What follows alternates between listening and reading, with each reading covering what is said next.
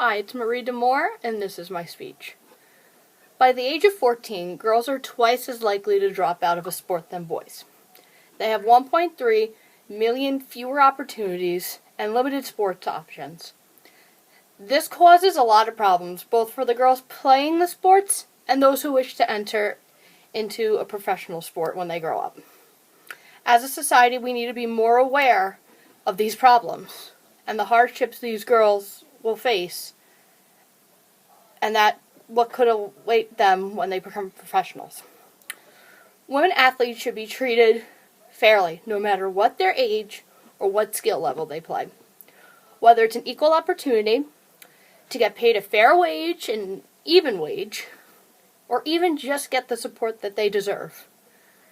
Even though they are getting paid after all these years of not getting paid, and they've had more opportunities than ever before, it's still very unfair to be a woman playing professional sports. When my friend Hillary Knight was growing up in the early 90s in California, there were no such thing as girls' hockey programs. She wanted to play so badly that she started playing with the boys. Shortly after, she began to be targeted by the boys because she was a girl. They would taunt her and hurt her physically.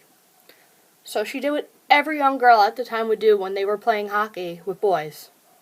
She cut off all of her hair. All of her hair. Up to her ears. All of it. She isn't even the only one who had to go through something like this. Almost all the women on the current USA women's hockey roster, including her, had to go through this when growing up. This is not something you want to see your child or anybody's child go through. This harassment leads to a lot of girls ending up quitting the sport that they loved, and causes a lot of other problems. One major thing that they have to overcome is the major social stigma around girls playing the sport. Whether it is appearing masculine, or having their sexual identity questioned. There's also a lot less opportunities for girls to participate in sport, and there's a lot of good benefits that come with participating in sport. More social life, more friends, stronger self-esteem. And then when they have the choice to play a sport, they have limited choices. There's always been this idea that some sports are more feminine than others. These sports, such as tennis, figure skating, gymnastics, and cheerleading, are low-risk, low-contact sports compared to hockey, soccer, and basketball. This is a major reason why women are having a harder time fighting for equality in these sports compared to others. Another major problem women athletes face is over-sexualization. Most of the time when female athletes are shown in magazines or in the news, they're in lewd clothing and suggestive poses.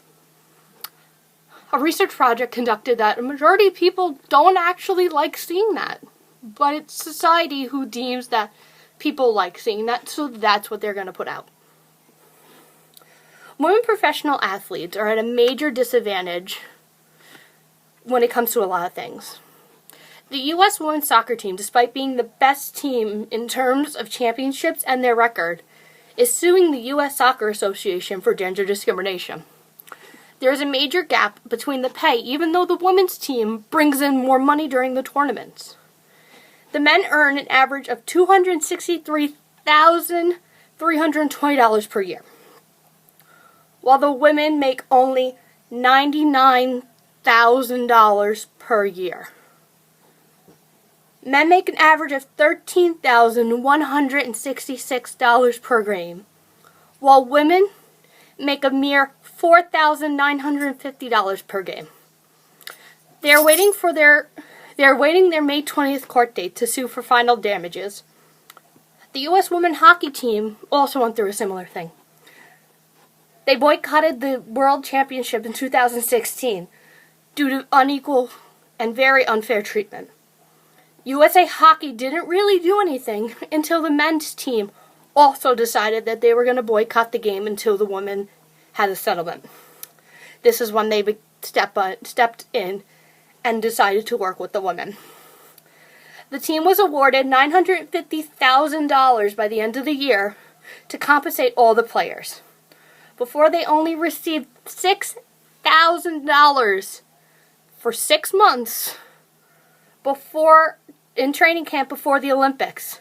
And that $6,000 was the only money those girls would see for 4 years.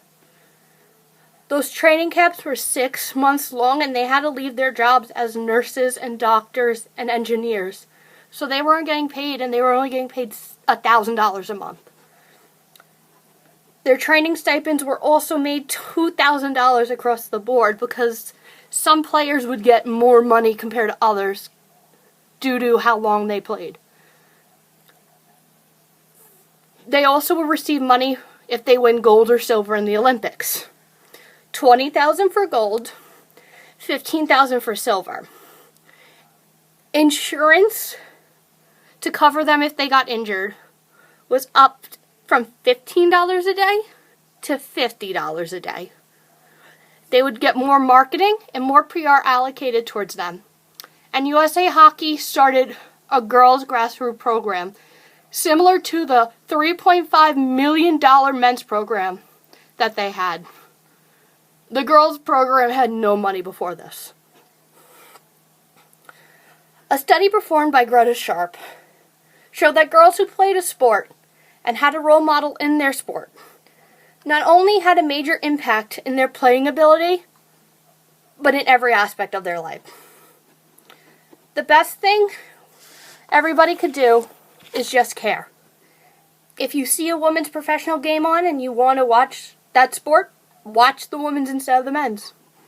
If you want to go to a sporting event with your friends, go to a women's game. They tend to be cheaper and just as competitive as the men's.